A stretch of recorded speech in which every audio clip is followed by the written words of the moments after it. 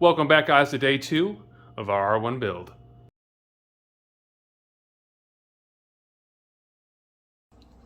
Previously on Engine Informant. We'll cut that thing off, we'll pull the back wheel off, we got to take that sprocket off, and we're going to have to access again the front sprocket as well, so we will access that. Okay, so normally I would have just took a basic angle grinder and cut this thing straight in half, but because this is a DIY channel, I want you guys to know how to do this. If you guys aren't replacing your chain, it might be beneficial to know how to take it off and not have to replace the whole chain. Sometimes just cutting it all the way in half can be hard with your wheel right here. You can worry about kind of damaging your wheel or marking up your wheel or your swing arm. So the smarter way to do it is basically grind the face of it off. Now, factory chains typically don't have a master link. Most master links either have some kind of C-clip that goes underneath it here, or they'll have the dots right here that are dimpled. They'll have dimples in the center, and that's because it's kind of smashed shut to squeeze the chain together. Now, factory chains a lot of times don't have that. They're just, I don't know if they're factory welded or how exactly they do that, but you won't find a master link. So if you do want to keep your factory chain as it is in good shape, all you have to do is grind off the, I guess you can call them nipples, whatever you want to call it, the nubs that are on the end of this here, as you'll see. And then we're going to take a flathead screwdriver right behind it, like so. And it's probably going to take a little bit of work, but you're going to basically be prying this thing like that off it. And eventually, it'll pop off just like that, and you can pull your chain right out just like so. So that's a way to basically keep your factory chain, and all you have to do is buy a master link. Okay, so it's time to take off the front sprocket cover. Now, I don't know what I'm going to find underneath here. As you can see, there's already a bolt that's loose. So, I mean, I guess there was a sprocket on it. I just don't know if it's any good. It doesn't matter. It's going to get replaced. Hopefully, there's no damage underneath there. A lot of times, you'll find people take these things off, try to do DIY welds because maybe a chain has come off or something. I don't assume that'll be the case just because the chain was original, so it was all in one piece. I don't know how it would come off. Anyhow, moving forward, we're going to go ahead and get this thing off. To get this thing off, I got to take off the shifter bar here. And it doesn't matter because all the rear struts are being replaced anyways. You can see they're junk. But we got a 10 millimeter here we're going to take off. We're going to take off the 2 hex bolts here, or the Allen bolts here, to take this whole thing off and slide it off. That'll get replaced. And then we got a couple hex bolts here, 1 on top, 1 on bottom, maybe 2 on bottom, that we have to take off to get that cover off. So let me go ahead and get that off, and we'll see what it looks like underneath. Alright, so the cover's off. Sprocket actually isn't in bad shape. Now keep in mind this bike does only have 8,000 miles, so there's kind of a reason for that. There's a little bit of metal shavings, but I think that's probably for me cutting the chain, so not really a big deal there. But we're going to get this thing taken off. First thing we need to do is we need to tap down these metal edges right here so I can get basically the nut to turn. We'll get it in first gear, and then we'll go ahead and hit it with an impact. We'll break that loose and we'll pull it off. One thing I do want to do, though, I definitely want to, after I get that thing off, I want to pressure wash this area in here because you can see how dirty it is. There's no other time that you're going to be able to do this. You might as well do it now while you have it off. This is obviously where all the crap from the chain builds up on top of the motor, and nobody ever cleans this, and I think, well, it should be clean. So we're going to do that, but first I need to get this hammered off. We'll pull that nut off, and then we'll move forward from there. All right, so with this front sprocket off, we're going to go ahead and spray some degreaser on there. The degreaser I have right now is a mix of Greased Lightning and Awesome. So we'll go ahead and spray that on and let it sit for, I don't know, 4 or 5 minutes, and then we'll hit it with a pressure washer. So it's a lot cleaner in there now. I did notice too that this is loose, this piece here. That doesn't necessarily mean that somebody loosened it up. These I know the R1s are really high vibrating bikes. In fact, the last one that you probably saw us build, I think it was an 02 or 03, you know, as you'd ride it, your hands would go numb. It just vibrates the living heck out of you. So that could be loose to that, I don't know, but I do know that this bike has had the engine out before, at least the swing arm off, because I can see grease built up around the major bolt right here, the swing arm bolt. That means something's been taken apart before. I don't know if that's the engine or swing arm, but it's been taken apart at one point. Nonetheless, we're going to go ahead and throw on our new sprocket, which is right here. Factory 17 tooth. You'll see the number 17 indicates that it is a 17 tooth sprocket. So we're going to go ahead and throw that on. And then I guess we're going to take off the back wheel since it needs to come off for paint, as you can see. It's kind of chipped up, so that's going to come off too. And again, we have to take off that rear sprocket and replace it with the new one. So we might as well do that all at once. So sprocket's back on using our 36 millimeter impact bit, or our socket. And then we went ahead and tightened down the case saver, because again, it was loose. And then tightened down our tabs that are on the outside to make sure that that nut doesn't go anywhere. Now it's time to take off the back wheel. Back wheel is really simple. All you have is a 32 millimeter nut right there that you are going to loosen with an impact like so. And then all we have to do, since the chain's already off, we don't have to mess with the adjustments just yet. We're gonna go ahead and tap the main axle out, and we're gonna pull the wheel off. Okay, so moving forward with the back wheel off, the next part is going to be taking off the sprocket. We have our new sprocket here, which is not going to stay that color because, well, I ordered a black chain. I want everything to be black, so silver sprocket's going to look stupid. So I have to paint that since they didn't have one that was finished in black for whatever reason. Nonetheless, we got to move forward and get this sprocket off. 17 millimeter, 6 bolts all the way around. We're going to pull those off. This thing will pop right up. And before you know it, we'll have that back on, and this rim's going to be painted. All right, so the sprocket has been painted. I set that aside. We cannot put that on anyways because the wheel needs painted, and that's not going to get painted until we do all the body work. So that part's going to get set aside for now, and we're going to move to the front end. What I mean by the front end is that we need to replace and rebuild our front forks. Now, as I showed you prior, front fork has a little bit of damage. I do have a replacement set, but we're going to go ahead and rebuild those just to be on the safe side to make sure everything with the bike is going to be good. Now, to get those forks off, we need to remove the front wheel and the front brakes. To do that, we're going to start with the brake rotors, and to get the brake rotors off, it's very simple. You need a 12 millimeter socket. We are going to take off 2 bolts on each side. These calipers should slide right off. All right, so that was pretty straightforward, like I said. Now we have one small bolt right here that we have to take out and loosen so the caliper will be able to pull away from the wheel. And we have, I believe this is I could be wrong here, I thought this was a 21 or 22 millimeter bolt that we have to take out and loosen 4 hex bolts right here. And then the front wheel should just drop down. So let's go ahead and get that out. All right, so both forks are rebuilt. Let's throw them in real quick. All right, so now that the front forks are back in, it's time to move forward. Now, we can't put the front wheel on just because it's got to be painted just like the back one has to be painted, so we can't really do anything there yet, so that part's going to be put on hold as well. So what we can do right now, though, the bike is looking a little bit grim. I think that we have to go ahead and throw a nice light coat of paint over top of the frame and the swing arm since it's all open right now. Now I'm going to go ahead and wipe it down with some gasoline. It's a great way to kind of prep it. You guys can use acetone or whatever you'd like. And I'm just going to hit it with a light can of spray paint, let it completely cure, and we're going to start putting this thing back together. The frame head and the subframe just got painted, as well as the swing arm. So we got a fresh coat of paint on that. The bike is looking good so far. However, we're still in a point where we can't move forward with the build because we have a couple major components that need to be done. So what we're going to be focusing on right now is basically our main conversion, which is our handlebars. We are converting this bike into a Street Fighter naked style bike, much like our R6 build. And to do that, we can't use the original clip-ons that we have. So we have a different set of bars. Stick around, we'll go through that, and I'll show you exactly how we do that. All right, so moving on, you'll notice that I took the top triple tree off, and we have our parts sitting right down here. And here's basically what we're going to do. Now, you know that these 2 holes here were the holes that you removed to get your clip-ons off. That's what holds the lower clip-on to the triple tree here and stops it from moving partially. So we're not going to be using those holes because we're not going to be using clip-ons. And what happens is we're going to be converting our dirt bike bar adapters through these holes right here. So these holes will have to be drilled out to accommodate the larger bolt. And so all we're going to do is we're going to drill out this hole, this hole. We'll have to shorten the bolts a little ways to make sure they're the right length for this. And then we're going to install the risers here with our new bars and our grips. Now keep in mind that that's not all that has to be done to convert this, because now your throttle cables, your clutch cable potentially, and a couple other things may not work. So we may have to lengthen them, including your front brake line. So I've ordered those parts as well, and we'll move forward once we get those. But for now, we're going to go ahead and start modifying this top triple tree. All right, guys, so moving forward, I went ahead and drilled out the holes, as you'll see right here. All I did was flip it upside down and ran a drill bit through a drill press to make sure it got a perfectly straight drilled hole, and it did. Then I went ahead and threw a coat of paint on it, and I actually used this stuff right here. I like it because it's got a nice texture to it. I went ahead and painted the lower triple tree to match as well, so it'll look really nice. Now we're set up. We got the bolts cut shorter too. I had to take about 7/8 of an inch off those to make those fit correctly. They were good to go. And the last thing I need to do, or to modify before I put these things on, is I need to cut down these bars a little bit. They're so wide, if I put these on the bike, it's going to look like a car with bull horns coming down the road. I don't want that. So I think I'm going to shave off about 3/4 of an inch off each corner. And then possibly, depending on what bar ends I use, because I don't want the cheap bar ends that come on these grips. I want actually bar ends that'll help dampen some of the vibration to the Yamaha motors.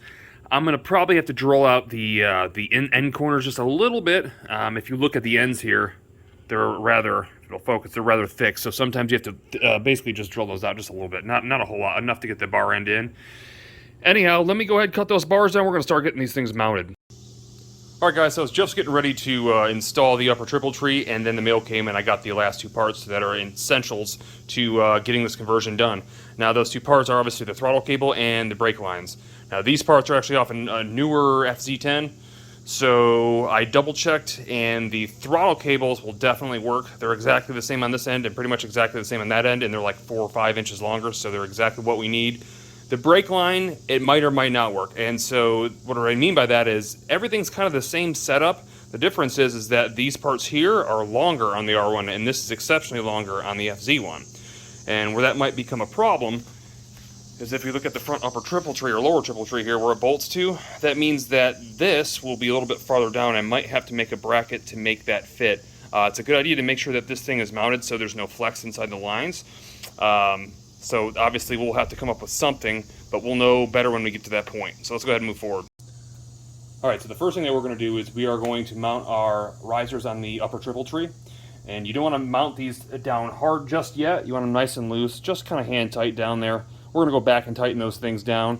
But what we got to do is make sure that they're going to be straight. So we're going to go ahead and take our bars now, and assuming that we're facing the right direction, we're going to kind of center these the best we can.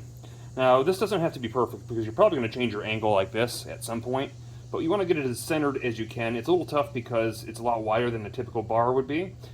So we're going to kind of center these the best we can. And we're going to go ahead and we're going to lock these on right now. It doesn't have to be super tight, just tight enough to where it's going to be where we want it to be. I can see that I got to go a little bit farther over this way. But once I lock these things down, then I can go ahead and lock down the bolts coming into the risers from the bottom side, and I know that everything is perfectly lined up. So we go ahead and do that, and I'll show you what it looks like finished. And there is the assembled product. Now again, it's not perfectly lined up as you see right here. It's slightly larger. That's okay. We're just doing this temporarily so we can get this thing lined and mounted. So now what I'm going to do is I'm going to go ahead and I'm going to crank down these bolts right here to make sure these are nice and tight with Loctite. And then after that, we'll go ahead and put them on the bike.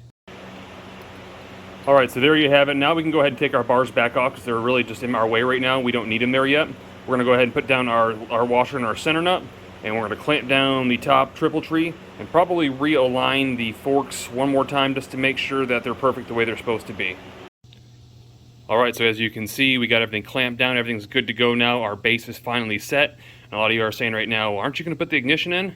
Actually, no, I'm not. The ignition's going somewhere else, and we got a special surprise that's going right there. Anyhow, let's move forward. We got a couple more things to bolt on before we can start putting this thing back together. So there you have it. Now we got the bars on, and I did reveal the little secret that I was putting here. If you check it out, it's actually a voltmeter, as well as a USB 3.0 charger to charge your phone when you're riding, watching Waze, or whatever it is. So kind of a cool fitment. We're going to be putting an ignition in too. It's probably going to be built in sideways inside the headlight. Maybe I won't do an ignition. I don't really know as far as key. But that said, we got a couple more things to do. We got to start mounting our brake levers and clutch lever, things of that nature, because we got to start running lines. We've got to get the throttle lines set up, because if we don't, we won't be able to put the throttle bodies back on. So we've got to make sure that that's all done. We're going to work on that right now. All right, so we're looking right about now. You can see all the peripherals are getting put on the handlebars as we spoke of, and the clutch cable actually did reach with actually even extra room, so I'll have to figure something out with that so it's not so in the way. It might go in front of the handlebars. I'm not really sure what I'm going to do with that yet, but something will happen. Throttle cables, we got everything set up. You can see the cables are hanging right here. Those are perfect length, I think. So our next step right now, we're not going to mess with the brake yet, but we're going to go ahead and we're going to try to get these the throttle bodies on and make sure that the cables connect to it and work and function as they should. Alright, so we got our cables coming through right now. You can see they're both right here. And what we're going to do is we're going to disconnect the cables from the original throttle body assembly. Something to note too, there are two different colors of these cables. You'll see that one of them's end is silver and one is like a darker grayish black.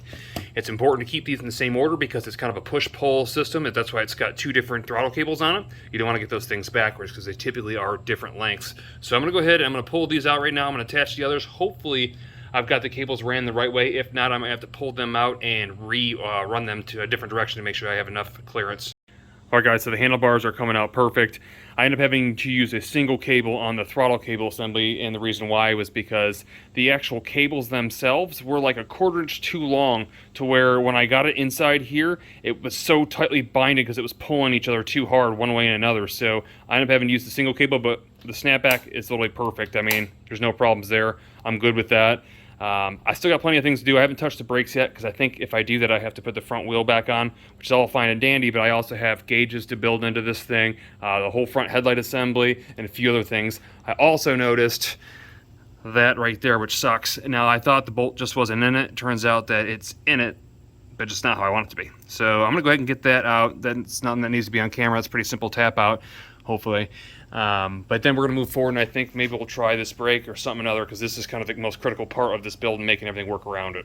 All right, guys, so check it out. I was actually able to figure out the brakes fairly simple. I didn't need the wheel on, I just needed to get on the actual calipers themselves, which I did. Very simple.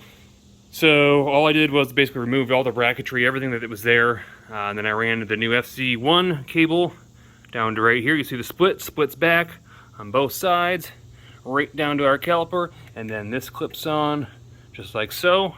Pretty straightforward. It actually is pretty well factory looking. The only thing I have to do now is somehow or another integrate the horn back in here, which I can. I'll probably just turn it backwards on the bracket, kind of like so in here, so it's up and out of the way. And I think we should be good there, so let's go ahead and move on. And our horn.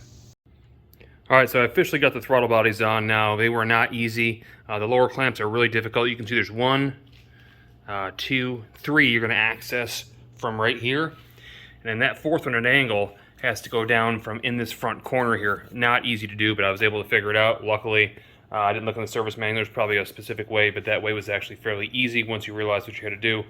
Anyhow, I got a couple more things to plug up here. Water coolant lines, electrical connectors, things like that, so I can get all that buttoned up and we can start getting this thing put together.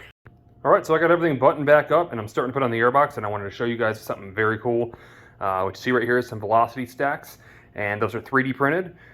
I'm going to include the STL file or the link for the STL file below. I think it's like $5 or something like that, and you get a gain of up to 4 horsepower, so it's pretty incredible, and it's like $2.50 worth of plastic, so very, very cool. There's a couple of designs out there that look just like this, and they're like between like $119 and $199 for these things. So at less than 10 bucks, that's a fantastic deal. Anyhow, I'm gonna go ahead, I'm gonna bolt all these in. I'm gonna throw our K&N filter in. I went ahead and cleaned that yesterday, and it's dry now, so we can put that back in and re-oiled. So I guess let's go ahead and button it up. And there's our airbox all bolted in. Time to put on the lid. All right, so we got a couple of rear sets to replace. And of course, I had to replace it with anodized aluminum black. Unfortunately for me, this box goes from looking like that to looking like that. So I guess I'm gonna go ahead and get to puzzle building. All right, so left side is on. This kit is definitely not 100% for the R1. Obviously, I had to use the factory push rod. That's fine though. It is silver, but I guess I'm gonna have to deal with it. You can see the one that they sold is definitely way too short compared to that one. So it is what it is. I'm gonna move over to the brake side. That's usually the more difficult side, and hopefully there's not too many hiccups with it.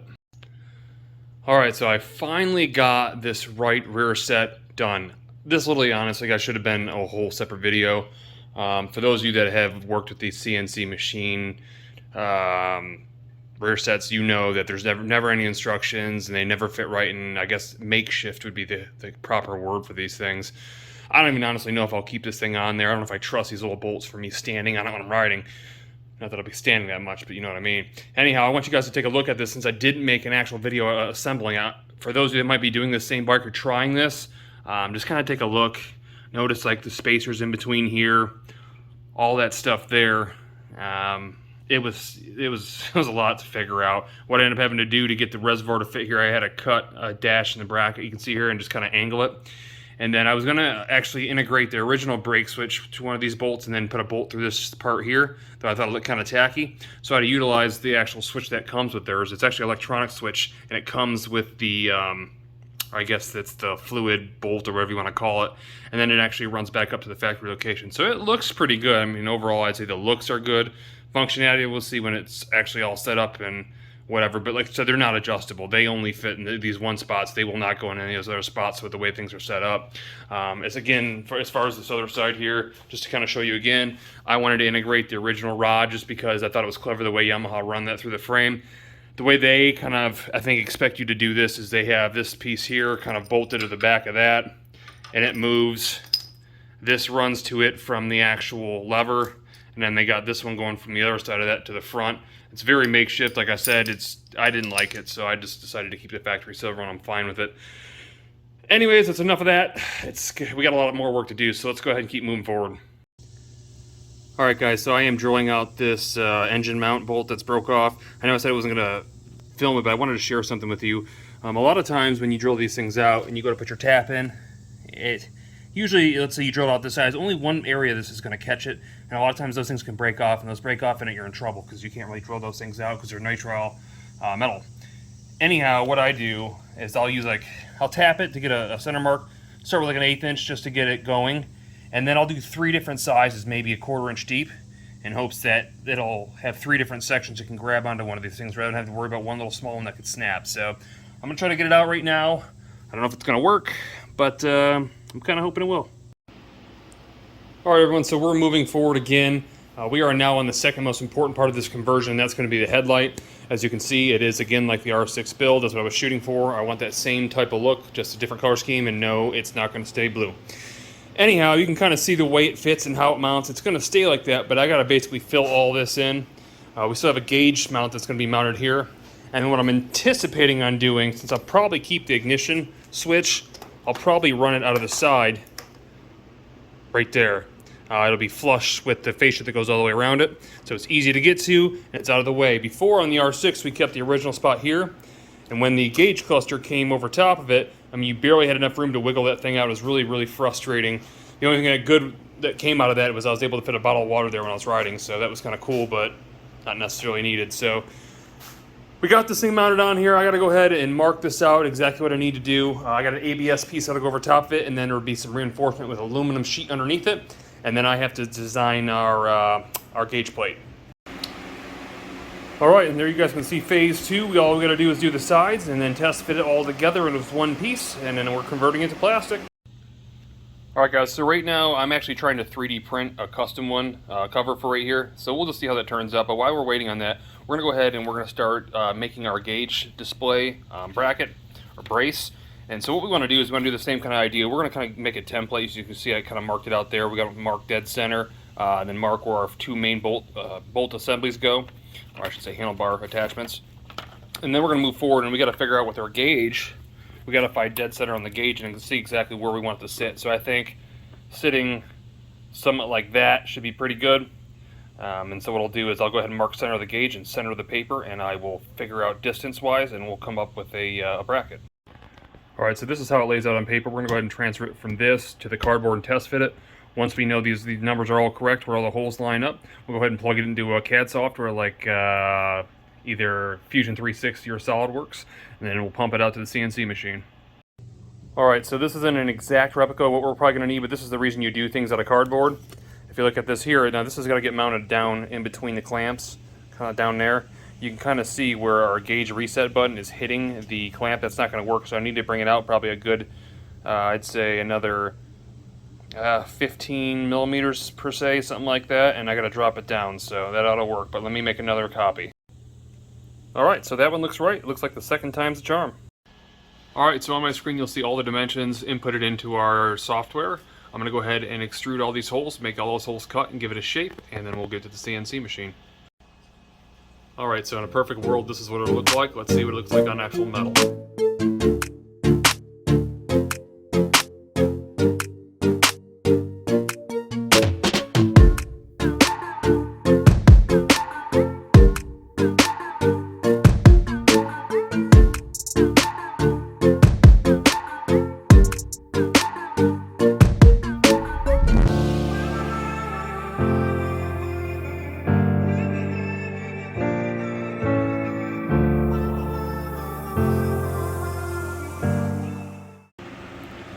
There you guys have it. It's a perfect test fit. I did have to modify it a little bit because there's virtually no space between the bar and the bolts, so I had to shave the bottom down just a little bit, as you can kind of see right there.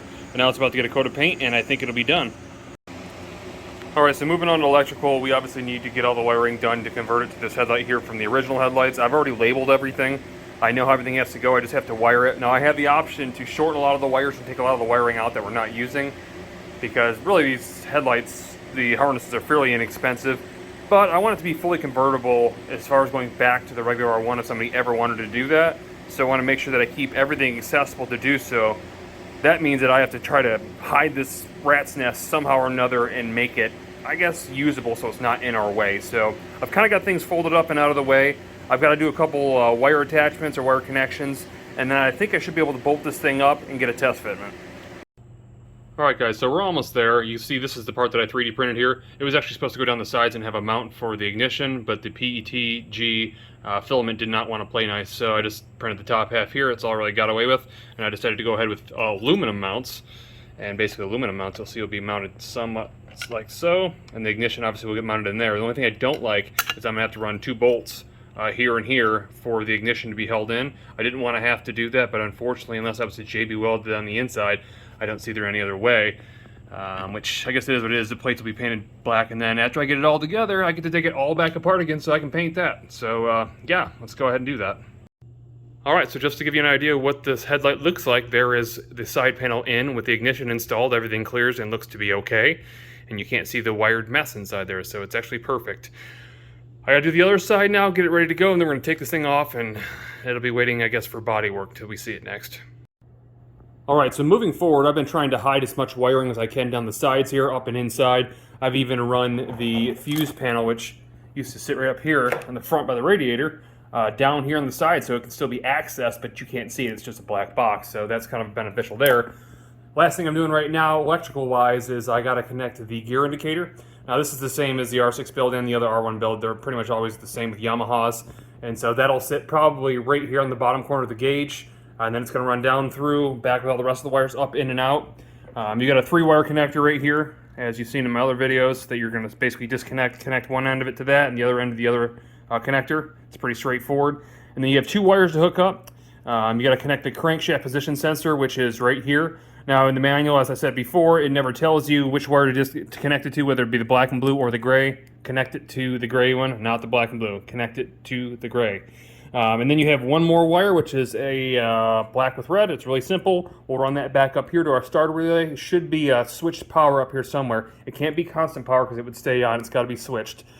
You could even, technically speaking, run that to a headlight or anything you wanted. That's on and turn the key on. But we should be able to find something back here in this harness somewhere. So possibly even a tail light. I guess that's a possibility as well. So anyways, we'll tie into something back there. I'm going to get this thing cleaned up and we'll start moving forward. Alright, and as I expected, the final wire will be a positive switch to power, which will be our red and white. You can find it in the harness right here. Very easy to do. Now we're all hooked up. You can see it's reading 7, even though there's not 7 gears. I don't know why it reads 7. Doesn't matter. What we'll have to do to set this thing up anyhow is we'll have to get started and put it into learning mode and go through the gears at, like, I think 25 or 35, maybe 4,000 RPM, so it can read what gear is at what RPM, and that's kind of how it set itself. So it's pretty straightforward. But anyhow, we're going to move forward. I'm going to get some of this stuff cleaned up because it's bugging the heck out of me. We'll keep working. Alright, so not to jump around too much, but I wanted to go ahead and get these wheels on because I'm sick of pushing it around like this. It's kind of a pain, and it's kind of dangerous, so I want to get it back on its wheels so we can actually roll it around. Now, I decided for wheel color, I was going to go with a deep onyx black base and a 2K clear over top of it. Initially, it was going to be fluorescent yellow or the Beam Yellow by Mercedes. At $110 a small pint, it was very expensive. However, I'm concerned that if I paint the wheels that bright neon yellow, that they're going to get full of grease from the chain and stuff. I don't really want to have to deal with that. If I ever want to revert back from the black, I can do so, but for now I'm going to keep them black because I want to get them on the bike. That said, before I can put those wheels on this bike and get it rolling, I really want to bleed the brakes because if I don't want that paint on those brand new, that brake fluid on the brand new painted wheels because it'll just eat apart the paint. So we went ahead and wrapped both the upper so it didn't drip anywhere and the lowers. I'm going to go ahead and basically pump this thing to get all the bubbles out of it as best I can, as you can see there. And then I'll go ahead and open up the lowers and pump the fluid out and we should be good to go. Alright, so again, it's time to put on the wheels. Alright, and now it's time to put on our new black chain. Alright guys, so as far as putting on the chain, it's pretty straightforward. All you're going to do is you're going to basically run this thing through around your sprocket, make sure it's in neutral so it comes all the way back around to you, and then set it so it's overlapped like you see here. Now the thing with these chains, they're pretty much all universal, so they're made to fit pretty much every bike. They don't want to short anybody, and so what you'll have to do is probably cut a link or two off this thing. One of the key factors to doing that, though, is making sure your wheel's positioned in the correct position. You want to make sure that the wheel's slid as far forward as you can because this chain is actually going to stretch. So you don't want to be all the way towards the back and then have a situation where the chain stretches and it gets loose and possibly comes off or damages the bike. So we want to make sure we slide it forward as we can. And to do that, you're just going to take two 12mm open end wrenches, and you're going to basically hold this one here, and you're going to turn this nut out. You're going to loose this nut out as far, well, not necessarily as far as you can, but you want to get it quite a ways back, and you'll start seeing, and you'll have room to turn the whole bolt forward. Now the whole wheel will be able to slide forward, as you can see. So it's pretty straightforward, but you're going to want to loosen that, get that wheel as far forward as you can, and make sure that your chain has little to no sag when you stretch it out and pull it like this. So I'm going to go get that put on as it falls off, and I'll show you exactly what that looks like as far as adjustment. All right, guys, so I got very little slack inside the chain right now, and I have them pulled together so you can kind of see here. This is where it's going to be cut off. Now you want to make sure that your link to link, they look the same. You don't want the outer piece on there. You want the inner piece. They need to touch because this outer piece is going to connect right here. So what we need to do, if you'll see this right here, we need to cut this area right here off. Once this is off, it'll look just like that, and then we can slide in our master link and get this thing tightened down. All right, guys, so if you notice the chain now, you'll see that I ground down the little nub right here. It looks like one of these. I ground it off, and you can just barely see the circle to it with the metal kind of, I guess, blended together. And then went ahead and slid it down the center. It's not completely through because I didn't want to grind this piece back here. So what I need to do now is I need to try to take a flat screwdriver and pry this thing off like so. So now you can see it's kind of coming off. Just kind of get that thing out of the way, smack it off, whatever it takes. We need to remove it so we can slide this chain out. For me, it's still hot, so be careful. You obviously don't want to burn yourself, but there it is, gone somewhere. I don't know where it went, but it's gone. And then we just kind of want to slightly, carefully tap this out. This should slide right out. It's really hot right now, so it's going to be kind of difficult. But you should be able to push that thing straight out. It might fight you a little bit. If so, just get your screwdriver in here. Same thing, just kind of pry it out, and it'll eventually come out. Like I said, mine's piping hot because I just used a grinder to get it out right now. But I'll get that thing out, and then I'll show you exactly what that looks like. For me right now, it looks like this is barely catching, so I might have to do a little bit of grinding or spin this around. Nonetheless, that should pop right off. All right, so now that that thing's out of the way, we got our links lined up like so. We're gonna go ahead and take our master link, which is an O-ring link, so we wanna make sure, an O-ring chain, you gotta make sure your two O-rings are on there. I'm gonna go ahead and slide that in from the back, like so. We now have two more O-rings that will slide in from the front like so. And then we have our master link here. And typically we have an extra one, a C-clip that'll slide behind that, which is right here like so. You're gonna, this is just like a bicycle chain if you guys have ever done a bicycle chain. But you're gonna basically line it up like so here with your pliers.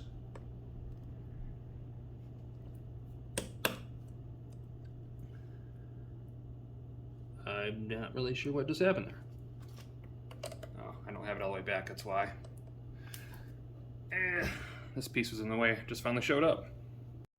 All right, again, we gotta make sure that we have it pushed all the way back. So it's gonna clear and slide into the little slit that it has there. And there's our link. So now all we have to do is we have to adjust the chain. So we want this thing not to be too tight, but it's gotta be tighter than you wanna keep it normally because it's gonna stretch, keep that in mind. So we want a minimum amount of play, maybe 1/2 inch right here, max. So I'm gonna go ahead and I'm gonna adjust these 12-volt nuts or bolts backwards until we get that nice tightness. Again, I'm gonna make sure that they are the same measurement side to side from here to here to make sure that that we have a wheel on straight. Now you, again, will probably have plates in there with little lines that tell you exactly where to fit it. Unfortunately, I do not, so we're gonna have to deal with what we got. All right, so I got adjusted with the amount of play that I want. That's about all I want out of it. I'm gonna go ahead and hold this nut right here. I'm sorry, the bolt right here, and I'm gonna spin this nut back in to make sure it's nice and tight, and then we'll tighten down the axle bolt. And of course, you can't forget the sprocket cover. All right, so with that in now, there's only one more important thing that I can think of that we gotta put in to make this bike work, well, next to gas, the gas tank, and that'd be one of these, because you gotta have one of these. So we're gonna go ahead and drop this thing in. We'll get this thing all hooked up, and then we will get the bracket over top of that, and then we're almost ready to move on to the body. All right, so around in the corner, we're almost done. We got just a couple more things to do. It's time to start fixing this exhaust. Now I say fix, yes, I mean we're gonna fix the carbon fiber one. I went ahead and bought, you can see this black one here. It's smaller than I anticipated. This is actually the one that I put on the Gen 2 R1. It fit perfect underneath the belly pan, but because we got undertail exhaust now, I gotta be able to fit it on here. I thought it'd look good with the bike, but it's kind of smaller than I expected. and it's very loose, so we're not going to be able to use that, unfortunately. That means we're going to have to stick with our original carbon fiber ones. Now, if I'm going to use these, I need to repair these. You can kind of see where the damage is on that one, kind of coming down there. And if you look on the inside, you can kind of see it's been hit. So I'm going to cut it. Yeah, I'm going to cut it. I'm going to cut it like literally on that line right there. First thing to do, though, I got to drill out the back inserts and pull this back cap off and get the baffle out of it. And then I'm going to hit it with a bandsaw. Get it a perfect cut, and then I'm going to try to shorten the thing. Not actually shorty pipe, but, you know, take about 4 or 5 inches off it and get rid of the damage. So let's see if we can do it. All right, so we're making it. All the rivets and everything are all stainless. They're really hard to drill out, but I got them out. Popped the back cap off, which is also glued all the way around the edge of it. So now, again, we're going to put this inside, probably actually a miter saw, get that nice clean cut down it. Then we should be able to slide this thing right back over top of it, drill some new holes, and bolt it back together. Alright guys, so we got our perfectly clean cut. I do want to make a disclaimer for you guys. If you guys are cutting carbon fiber or doing something like this, make sure that you wear a respirator of some sort and some gloves, because the carbon is extremely bad for you, especially to inhale, so you want to make sure you're safe. So anyhow, moving forward, we got a perfectly clean cut. Now you can see our bent pipe right there, so I'm going to go ahead and use probably, I don't know, maybe a breaker bar or something, see if I can kind of rail that out or hollow that out, and we'll see if we can fix it. And so there you have it. We got one more to go, then we're going to get it cleaned up. We might even clear coat them. Alright, so they're on. They've been de-logoed. Now they're about to get taken back off, lightly sanded, and hit with a clear coat. Alright guys, so the exhaust is completed. It's been glossed, and it's sitting on the bike right now, simply drying. The only thing that's holding us back from starting this bike is putting in the fuel pump. However, we cannot put in the fuel pump until we do body work, which includes the gas tank. That said, this video is a wrap for today. We do have one more video coming up, and that's going to be detailing both the bodywork and styling, getting that thing started, and going over the financials to make sure that building and purchasing a naked Street Fighter R1 was actually a good decision. If you like what you saw, definitely hit that thumbs up, and if you haven't already, definitely click that subscribe button, well, because it's free. I'll see you in the next one.